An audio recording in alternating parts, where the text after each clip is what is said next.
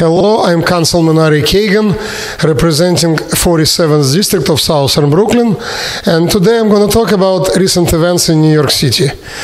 First of all, as council member, I recently participated in a very important meeting hosted by my colleague, Councilwoman Joanne Areola from Queens. It was about prevention of fires. She is the chairwoman of Fire Prevention Committee, and she invited all council members, Republicans and Democrats, to meet representatives of fire department. We talked about fire safety. There is a proposal right now coming from the administration to move some of the functions of New York Fire Department to Department of Buildings, specifically inspections. If it is going to happen, it would be absolute disaster. I understand that city wants to save money on these inspections. I understand that fire department inspections are usually much more expensive than Department of Building inspections. But you know what? We will save money here, but then we will lose lives because it will be much more fires. Why? During this meeting, it became absolutely clear, obvious to everyone that moving inspections from fire department to Department of Buildings will lead to very lax enforcement. Very often, Department of Buildings inspectors are not they're not trained the way fire department inspectors. They're not looking at things that fire department inspectors are looking for. Also, there is a term self-certification, meaning management can say, listen, this is okay, this is fine, we are confident everything is fine, this is the picture, this is the video, this is the documentation, and then they're sending this to Department of Buildings. It's a self-certification. We watched a horrifying video of one manager who basically put a fake door inside his apartment, inside his building, made a video and did self-certification, and then inspector from fire department came and noticed that this is all fake. It's just like fraud. So if it would not be these good inspectors, can you imagine what's going to happen later on? We already have too many fires, tragic fires in our city. And our city is growing. We have almost 9 million people, a lot of old buildings, a lot of tall buildings. If this important issue, fire inspections, would be moved from fire department, it will be many more tragedies. We cannot afford this. And the meeting I was talking about, hosted by Councilwoman Joanne Areola from Queens, was extremely important. It will be public hearing about this topic, and I already realize I would be strongly against changing the current procedure. It should be done only by inspectors of the fire department to make sure that we are safe. We cannot afford, it's not a joke, it's a very serious stuff. Again, we have so many buildings, and fire safety and public safety are very important. Also important to note that in this meeting there were Republicans and Democrats, council members from both parties, because when it is a fire, nobody asking what is your party affiliation. Either you're safe or you're not safe. And we cannot afford to have so many tragedies all over the places in New York City. That's one important topic to talk about. Second, also related to buildings. I already mentioned previously about upcoming problem with Local Law 97 that was approved in 2019 by previous City Council. I was not in City Council in 2019. I did not vote for this legislation. If I would be in at that time, I would definitely vote against it, because it's so-called unfunded mandate, meaning when government imposes something on businesses, on building owners, on property owners, on residents, without giving any kind of tax credits, any kind of tax incentives, any kind of financial abilities to pay for it. So just this week we voted in New York City Council for another proposal, and originally the goal of this legislation is very good that we voted this week. The goal was to get rid of very old fuel. So a lot of buildings in New York City are using very old fuel when it comes to electricity, when it comes to hot water, when it comes to heat. And of course, many buildings are very old, and they use very unhealthy, toxic fuel. Of course, it should be replaced. And the previous legislation was talking about 2030. But now we had a vote to accelerate this process, to make it sure everything is replaced by 2027. But if you do not implement it, then it's a penalty. Same story like the law I mentioned before, LL 97.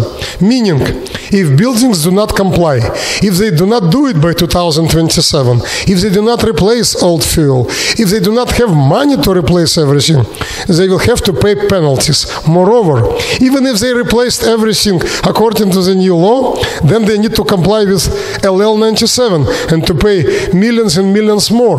They will still face penalties. And in case of local law 97, we're talking about tens of millions of dollars.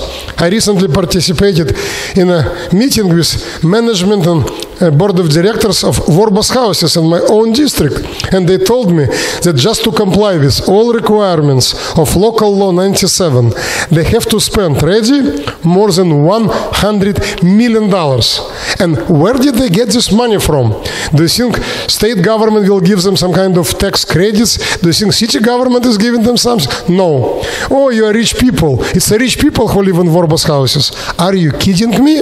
We're talking about middle class people. We're talking about retirees. We're talking about police officers, nurses, firefighters, teachers, people who are municipal retirees. They cannot afford to pay double or triple maintenance every month because government told them you have to do it, and preferably as soon as possible. Accelerated schedule. Again, the idea is correct idea in terms of to be environmentally friendly. And I support this. What I don't support is unfunded mandate when government says you have to do it by certain time, otherwise millions of dollars penalty. And where are you going to get money for it? We don't know. We just don't know. Just double the maintenance fee, for example. Take a loan, high interest loan from some kind of bank. And again, in case of Vorbas houses, we're talking about $100 million. In case of some other co-ops in Queens, I was at press conference, and the president of co-op said it will cost them $65 million. So again, it should be just stage by stage, it should be long term, and it should be tax credits. It should be some financial assistance from city, state, and federal government to all of these co-ops, to all of these buildings, old and new ones. It cannot be just do it, that's all. And who is going to pay for it? New Yorkers. It's squeezing New Yorkers. And when we are squeezing New Yorkers? During the time of the high inflation, where a dozen of eggs is $8, so at this time we have to help people instead of saying no, let's double their maintenance fee, let's increase their rent, because if management cannot pay itself for all of these renovations and cannot replace fuel by themselves, they will increase rent, they will increase maintenance fee. So it will come down back to all of us. It will affect not just rich people, but also to everybody, middle class and low income New Yorkers. That's why I voted against it, and I said it's another unfunded mandate, and that's why I was totally against it. So that's news from City Hall. Also, as council member, I'm proud to visit all of the good, great organizations in my district, visit police stations, visit firefighters. So it was St. Valentine's Day, the day of love, yeah? Besides giving flowers to my wife, of course I had to visit also firefighters, police officers, EMS workers, to say them thank you and to show love and respect. I bought cookies in local bakeries like New York Bread on Neptune Avenue or Bread Plus on Harvey Avenue, and I delivered these cookies and these sweets to police precincts all over southern Brooklyn, again to show my respect, appreciation and love to our first responders. And I know that some other of my colleagues also do the same, though some of my colleagues constantly talking, we need less police. We need as less police as possible. In fact, now we have a progressive caucus in New York City Council that wants everyone who is member of that caucus to sign a pledge to reduce the scope and funding for NYPD. Why? Because we have a gun violence, because we have a high crime in New York City. A lot of crimes, gun violence, let's reduce number of police officers. Absurd, completely opposite. We need to increase number of police officers. And do you know what is the starting salary of police officer? Starting salary is $42,500 a year. I'm preparing a legislation to increase this starting salary of police officers. Talking about school safety, do you know that today usually one school safety officer for every school? One for one school. Imagine, I recently talked to a principal and he told me 1,200 students in his school, one school safety officer. If this, usually it's women of color, by the way. So she wanted to go to the bathroom. She cannot leave like unattended. So she called principal, she called the office, and they sent school aide. While school safety officer was in the bathroom and school aide replaced her while she was in the bathroom. It was some disturbance in the school. It was some fight between two groups of students. So how school aide could do anything? She is not trained to do so. So that would be my next legislation, to make sure that every school has at least 2 school safety officers, not 1. And do you know why we have issue with school safety officers? Because the starting salary of school safety officer is $35,000 a year. Who wants to work as a school safety officer if it's a very responsible, important, and sometimes dangerous job? With, by the way, they are unarmed, as you know. They don't have gun or anything like this.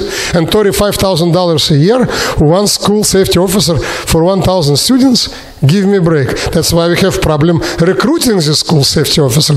So I would like to change it as a council member. And finally, I always say you cannot just do law enforcement and to prevent crime. No, no, no.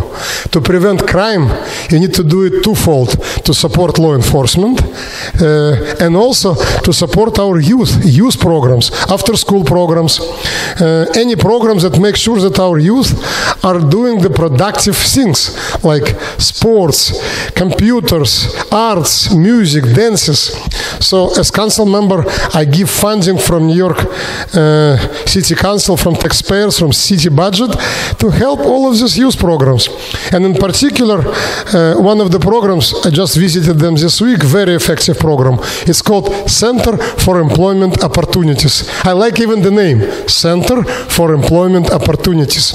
They're targeting young folks, primarily from minority communities, age 18 to 25, who are on parole, at-risk youth, and also on probation.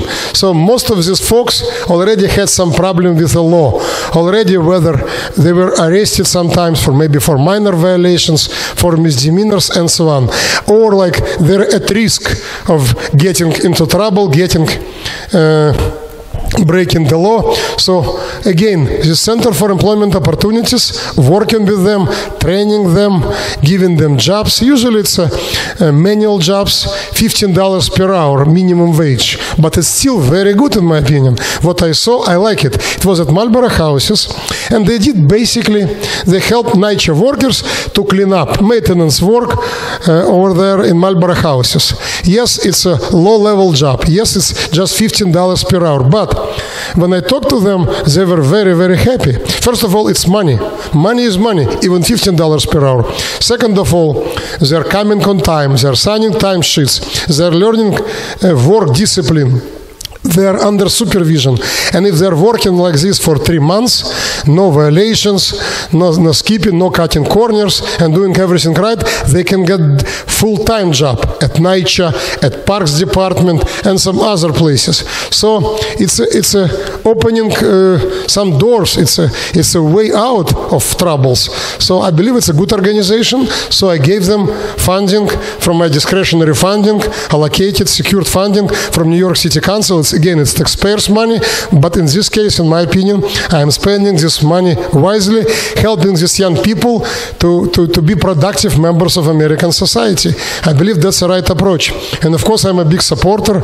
I'm going today to celebrate Black History Month with Coney Island Sharks, another amazing organization in Coney Island that I strongly support. 150 kids of all ages, American football, also volunteering for the community. Also they have girls over there, Sharkettes, Coney Island Sharkettes. It's basically dancing, cheerleaders, but even more important, these boys and girls in this program, Coney Island Sharks, they're doing community service, they're volunteering at various events in the community. So I'm very proud to be their supporter and to give them funding again from New York City Council. So thank you so much for your attention. Wish you only good luck, good health. Councilman Ari Kagan.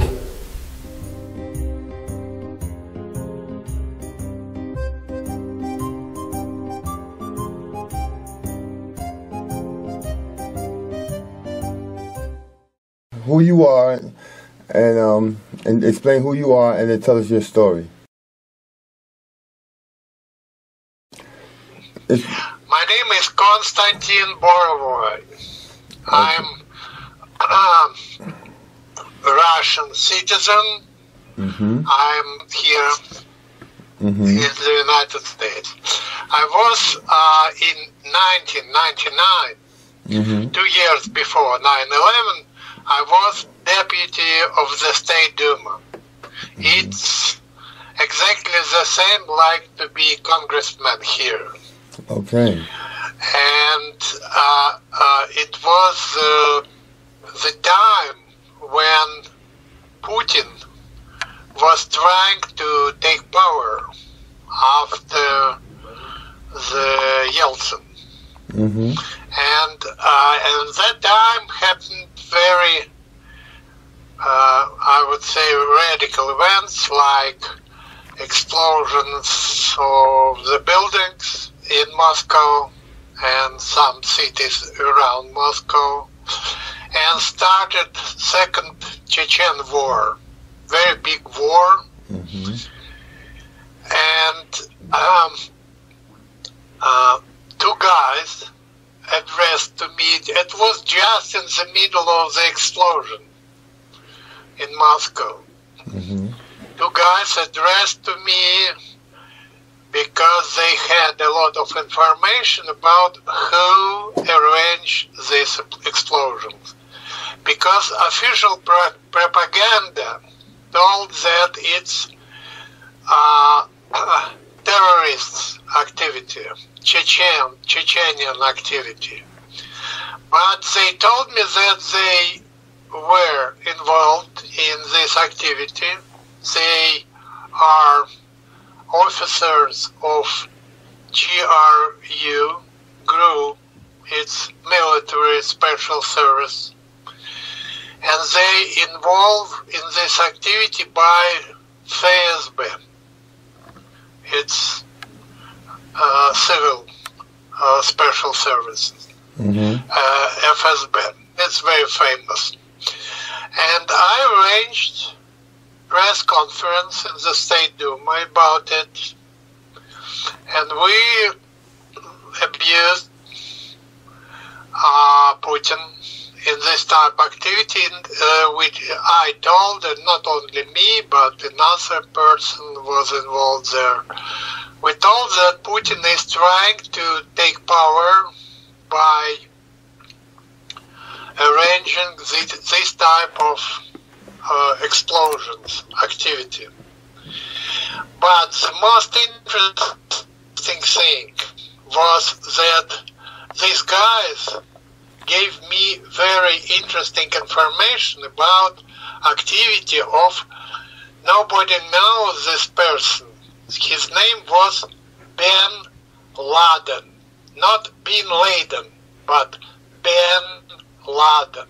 It's his first appearance, and his organization Al-Qaeda. And they told me that this Ben Laden is preparing terrorist activity in the United States, and he's planning, it sounds, in 1999, it sounds crazy. He preparing of attack by the civic planes on the Skype crimes in New York. It was interesting for information. I had very good connection with American Embassy. Immediately I gave them this information, and FBI officer told me that it's not his level to accept this information, and asked me to visit the United States. And he could arrange meeting with high officers of FBI. In October '99, I was in Washington, and my friend, congressman of the United States from New York, arranged special meeting with deputy director of FBI and his officer. And I gave them this information about sounds. It's now quite clear, very understandable things, but in 1999 it sounds like I'm from the madhouse. Mm-hmm. People are planning to attack in the center of New York, terrorists. Scribes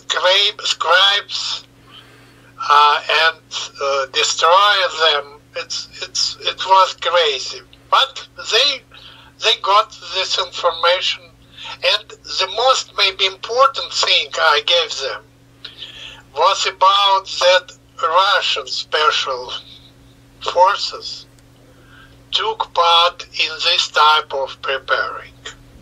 They supported Bin Laden.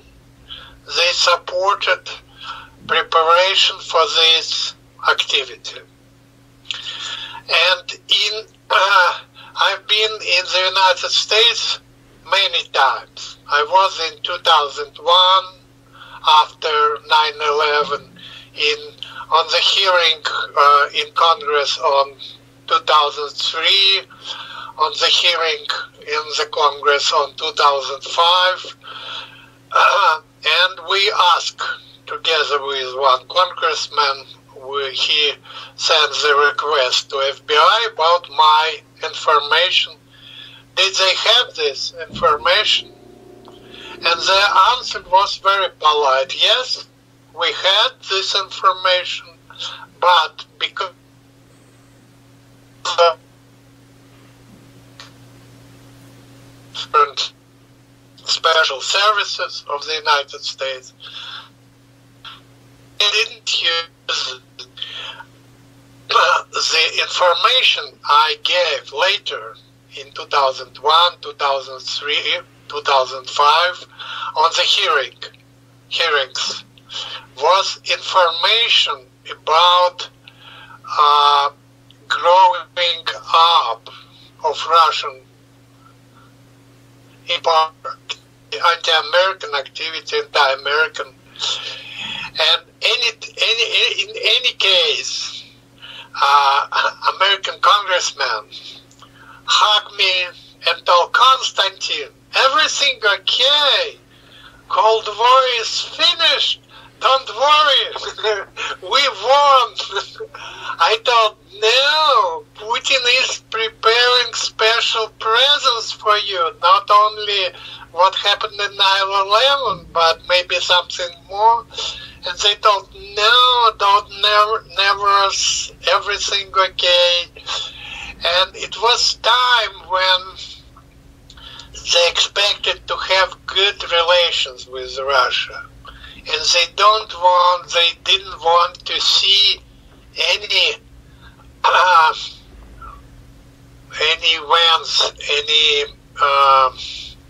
cases against their point of view of preparation Russia to be new enemy of the United States. Mm-hmm. Yeah. So what happened then? What happened then? What happened after that? After all of that happened, what happened? What happened? What? What happened with the information that you gave them, and what did they do with it? What exactly? I told you it was in 2001, right. 2003, right. 2005. I was on the hearing in the Congress. Right. I was evidence, like a member of Russian Parliament. I was chief editor of the big magazine, America Illustrated, in Russia. American magazine in Russia. Oh, okay. And I gave my about what is my view on Russia-American relations. Oh, just a second.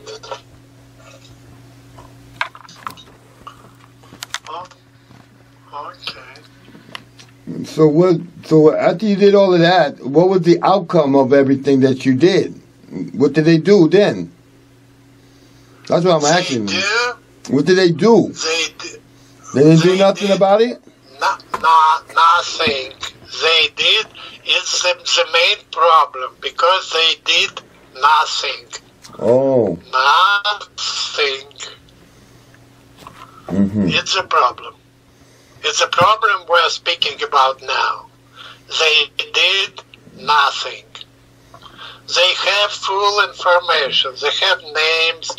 My proposal in 1999 in Washington, my proposal was to arrange for this officer to involve them in a special program of defending evidence. But they refused. They said it's information from Madhouse. Mm-hmm. In 1999, it sounds like information in Madhouse. Mm-hmm. They refused to accept it. Mm-hmm. But I expected, by the way, they would like to know. I had a lot of information about this activity. Just after 9/11, in 1 week and 7 days, I appeared in New York. Okay. In 7 days, in September 2001. But nobody asked me about this information. I had a lot of information. Even now, I have information which can be interesting for the special forces, American. But nobody interested in it, because it's shame for them to lose this information. Okay, what information did you have that you have now that you didn't give them? What is it? What is that information? The name of Russian officer who were around Bin Laden, the information about ways of preparation for these events, for this criminal activity. But the price of this information is 20 years. 20 years. It happened 20 years ago. Almost 20 years ago.